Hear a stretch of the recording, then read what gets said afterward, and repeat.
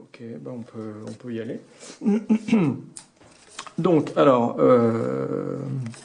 François, pour faire simple. Bonjour. Bonjour. Donc, on s'est rencontrés dimanche dernier sur le Clos Saint-Marc à Rouen, lors d'une distribution de tracts. Et donc, on discute un petit peu et brièvement, vous m'avez dit que vous avez eu quand même des soucis avec Linky. Donc, je voulais en savoir un peu plus. Et donc, on se retrouve aujourd'hui, vendredi 8 décembre 2017, dans votre domicile à Rouen, pour essayer de démêler un petit peu cette histoire, de voir ce qui s'est passé au juste, parce que visiblement, rappelez-moi un petit peu comment ça s'est passé, ce qui s'est passé. Alors j'ai eu plusieurs visites d'installateurs Linky depuis le mois de juin. Donc juin 2017, ouais. Voilà, juin, juillet, je sais plus exactement, enfin dans cette période-là. Et à chaque fois j'ai dit que je voulais pas de compteur Linky parce que je m'étais déjà un petit peu renseigné. Ouais. Et j'avais compris qu'il fallait refuser ce dispositif. Mm-hmm. Bon, il revenait à la charge à peu près tous les 15 jours avec un nouveau, ou des fois en équipe. Mm-hmm. Et puis pour finir, début septembre, là, c'était un gros costaud qui m'a expliqué que j'avais pas le choix, que de toute façon il faisait 2 fois mon poids. Mm-hmm. Et que donc j'avais aucune chance de m'opposer à lui. Bon, je me suis quand même mis devant le placard des compteurs là, sur le palier. Et puis là, tout simplement, après des échanges assez vifs avec quelques insultes, pour faire bien, c'est la mafia, on a affaire à une mafia, en tout cas des gens qui se comportent vraiment Ils sont bizarres. Comme s'ils en étaient, quoi. Il m'a attrapé et il m'a jeté par terre, quoi. Physiquement, donc il vous a... Voilà, oui. Mm-hmm. Il vous a jeté par terre? Il m'a jeté par terre, enfin on a roulé ensemble par terre, plus précisément. Là, sur le palier? Voilà, ouais. Parce que finalement, apparemment, il n'était pas si fort que ça. Ouais. Et puis, là, quand j'ai vu la dimension que prenaient les choses, je me suis dit, ça va déraper. Au mieux que je me retire et que j'appelle la police. Donc je l'ai prévenu, je lui ai dit j'appelle les flics, et ça l'a pas dérangé. Le gars est allé installer tranquillement son compteur, et quand je sortais sur le palier, il continuait à me crier dessus, rentrez chez vous, à me donner des ordres, et les policiers sont arrivés juste quand il avait fini, quoi. Il repartait, donc il les a croisés, il les a rencontrés avant moi d'ailleurs, donc je suis sorti évidemment pour aller vite fait pouvoir parler avec l'un d'entre eux.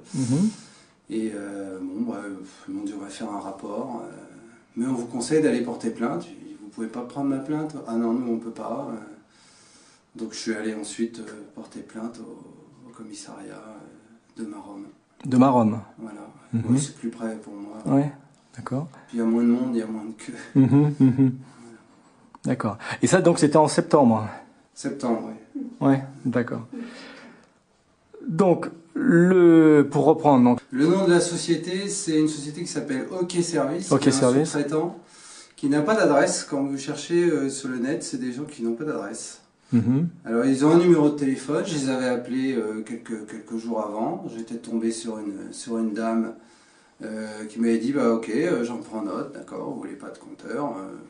Bon, ça avait l'air de bien se passer, quoi. Et en fait, ils se foutent complètement de votre opinion. D'accord. Et donc, même, on vous dit que vous n'avez pas le choix, alors qu'en réalité, vous l'avez complètement. Semble-t-il, oui. Et donc, il était revenu à la charge, et donc là, cette fois-ci, donc il a imposé vraiment son point de vue, il a insisté.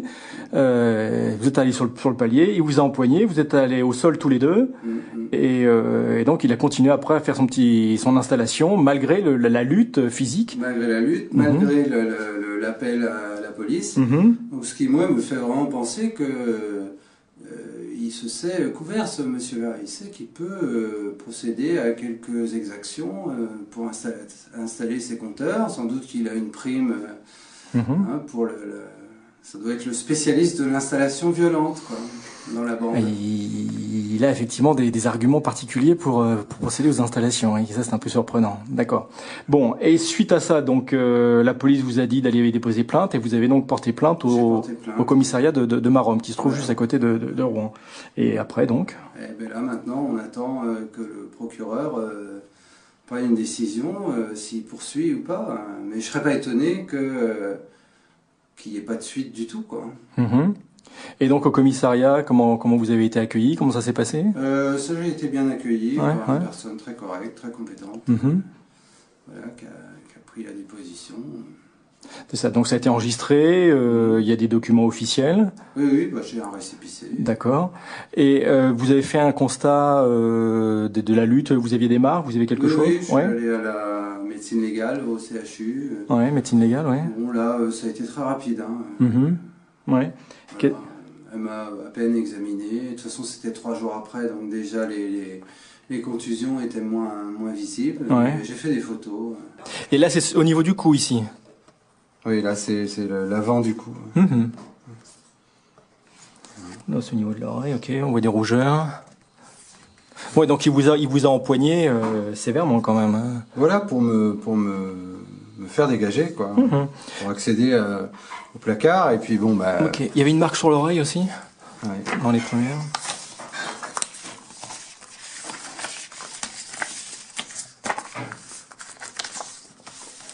Voilà.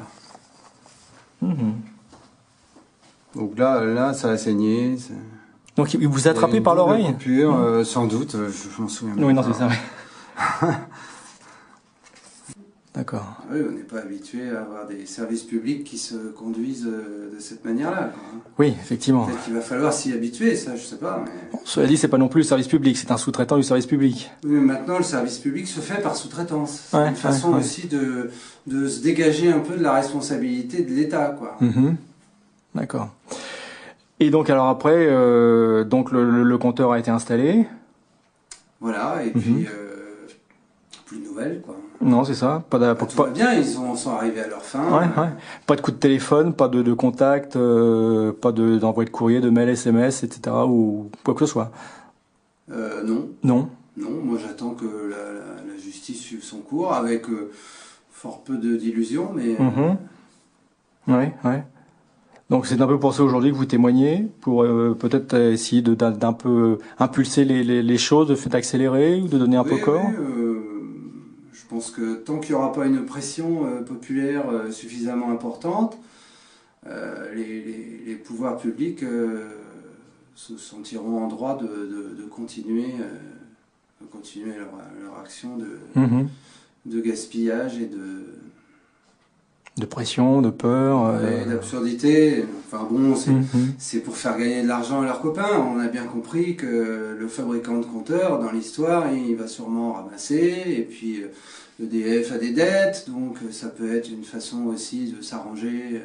Mhm. Je sais pas, faudrait analyser le truc en profondeur, mais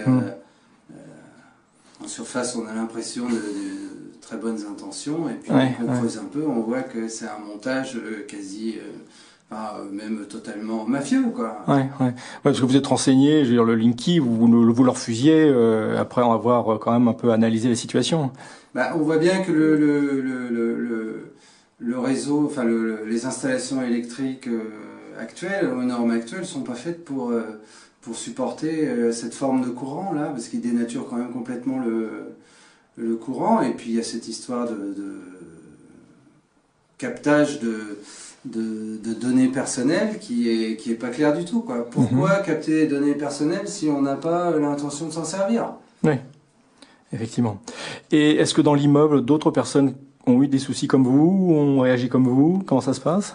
Alors, pas que je sache, j'en ai vaguement discuté avec un voisin, mais les gens se laissent faire, se laissent prendre de court. Hein. On est tous quand même passablement ramollis par des années de confort et par des décennies même de confort matériel. Et donc, du coup, aujourd'hui, on n'a pas du tout la capacité de se fédérer et de résister, quoi. Enfin, peut-être on va l'avoir, on ne sait pas, mais en tout cas c'est difficile. Sur le coup, des gens arrivent et vous disent oh, on vient installer un compteur. Je crois que 95% de la population dira bon, bah d'accord, super, un nouveau compteur, il est neuf, il est beau. Ça suffit sur le coup, puis après on apprend que effectivement il y a des incendies, il y a un problème d'électrosensibilité, il y a cette histoire de données personnelles, enfin il y a plein de raisons pour pour bien voir que c'est une arnaque à grande échelle, quoi. D'accord. Et depuis que vous l'avez, est-ce que vous avez constaté des dysfonctionnements ou vous avez des Alors, pathologies? Pas il pour y le a moment. énormément de coupures de courant. Ah bon, depuis que vous l'avez? Ah ben, dès qu'on fait marcher le four et la cafetière, c'est fini, quoi. Il peut plus. Il se déconnecte, il faut sortir, il faut aller reconnecter. Ah, faut les réarmer sur le palier. Voilà. C'est très pratique, oui. Ouais. Ok. Donc ça, c'est ce que vous avez constaté rapidement après l'installation. Ah oui, tout de suite après. Tout de suite après. Et a priori, quelle parade vous avez déployé par rapport à ça? Pour l'instant, rien. On ne sait pas. On est un peu traumatisé par l'affaire. On a du mal à réagir sur le coup, mais oui, il faudrait sans doute isoler toutes les goulottes électriques, là. Je sais pas, les recouvrir d'alu ou de quelque chose comme ça. Pour éviter le rayonnement, ouais. Je sais pas, j'attends justement des informations. Des informations là-dessus. Sur ça, ouais. Bon, ok, ça on verra ça. Et quant à l'aspect justice, donc vous attendez patiemment que la justice suive son cours. Oui, bon, je suis pas contre non plus avoir les coordonnées d'un avocat qui connaît le dossier pour peut-être lui soumettre un peu La problématique et la situation. Ouais. D'accord. Ah oui, parce que bon, si le procureur lâche pas, moi je lâcherai pas non plus, quoi. Je me suis retenu de pas déraper physiquement avec ce monsieur et de pas lui apprendre à vivre directement. Oui, ça aurait pu mal tourner. Voilà, Ouais. Mais vous étiez bien luné ce jour-là, relativement calme et patient. Je sais que de toute façon la justice française elle est faite comme ça. Celui qui frappe, il est en tort, c'est lui l'agresseur. Immédiatement, vous basculez dans le camp de l'agresseur. Donc, tant que vous n'avez pas frappé, tant que vous avez fait que vous protégez, là vous pouvez agir en justice. Oui. C'est comme ça que ça marche, malheureusement. Mais bon, pour votre cas, comme vous n'avez pas répliqué, donc a priori, vous êtes du bon côté de la situation. Pour l'instant, je suis du bon côté de la barre. Ouais. D'accord.